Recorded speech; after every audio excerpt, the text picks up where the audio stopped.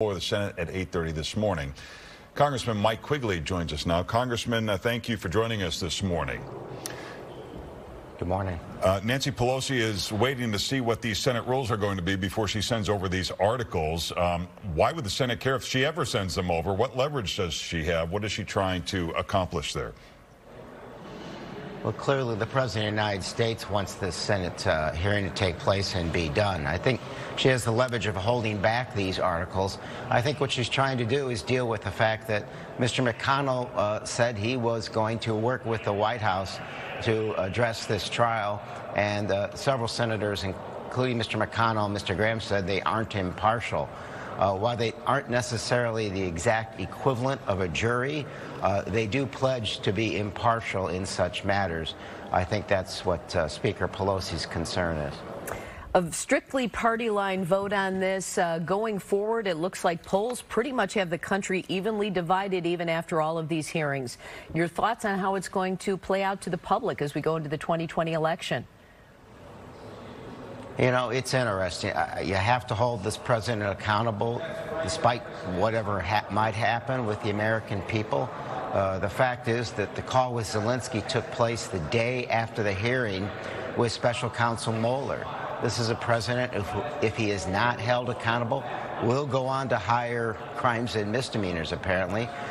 We know that Rudy Giuliani, for example, was still recently in Ukraine moving forward, acknowledging that they had to get Ambassador Yovanovitch out of the way to move this scheme forward. The 2020 election is coming soon. I think we have to play our role. And I do think that this has resonated with at least the middle of America.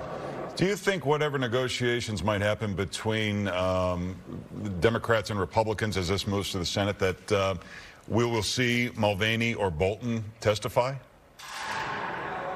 I think it makes sense. The fact of the matter is the articles of obstruction involve the fact that 10 witnesses were withheld by the White House and thousands of documents were withheld by the White House. What are they afraid of? You know, they call this a hoax and a witch hunt, but apparently they're afraid of people finding witches just about everywhere they looked. I think it's fair to ask for those documents, and it's fair to ask the American people. Mr. Mulvaney is the one who, in front of cameras, acknowledged your Jack Nicholson, you're damn right I did, and get over it. So I think it's fair to talk to him.